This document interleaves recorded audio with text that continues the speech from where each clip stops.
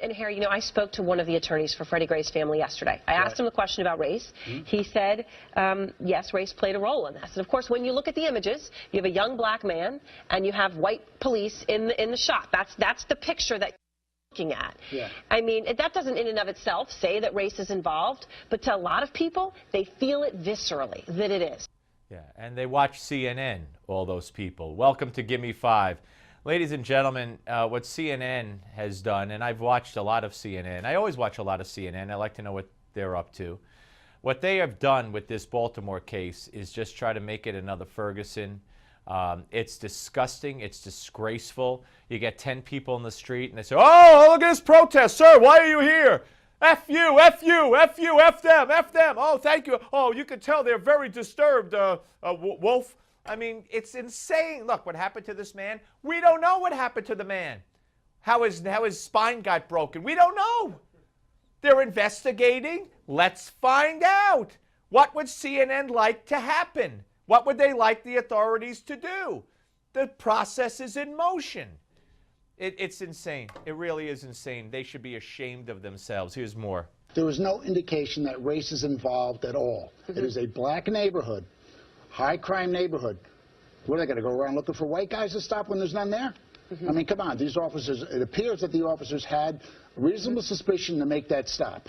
When they made that stop, last night when I was on another show last night, they were talking about, we had a forensic pathologist who was there. Yes. I asked him specifically, I said, if an officer put his knee on that man's neck, would that cause the injury that this man sustained? He says no. It would have to be some kind of blunt force trauma to sustain an injury to his neck.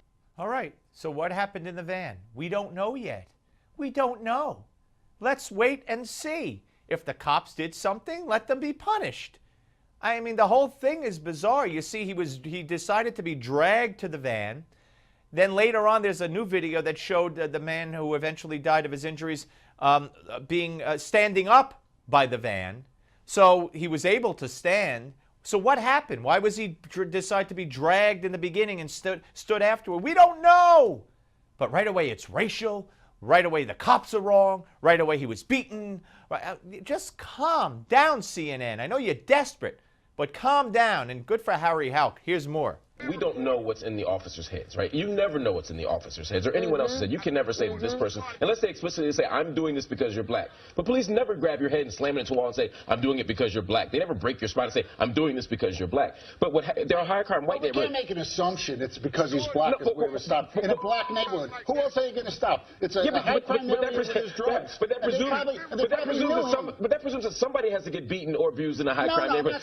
Even if everybody's black, you can still just not abuse people. The argument, I agree with you 100%. I wouldn't feel bad if a white guy got abused. I agree with you 100%. I don't think he should be abused.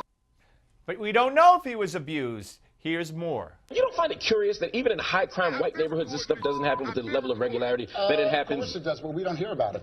No, it doesn't. White guys aren't just turning up dead from police at the same rate that black people are. Every measurable statistic says otherwise. Well, when you're looking at high crime areas, black, like in New York, I mean, who commits most of the crimes here in New York City? The question... All right, thank you very much. Well, we know. I mean, of course, those are the people that are going to be stopped.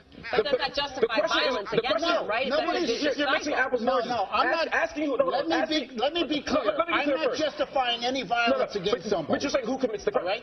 The number of people who commit a crime have nothing to do with the number of people who are dying at the hands of law enforcement. If every black person in America committed a crime, they still shouldn't be murdered by the police with their hands up. With their hands up. Who's been murdered by the police with their hands up? Now listen to this. But Harry, let me just say, does it bother you that just in the past few months, right, we've seen Eric Garner, we've seen Mike Brown, we've seen the case in North Charleston, now we see Freddie Gray. That's 4 videos. Garner, the officers acted correctly.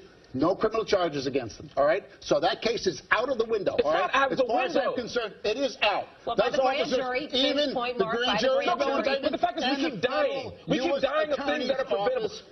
Do you think Eric Garner was not preventable? What was the catalyst for all this?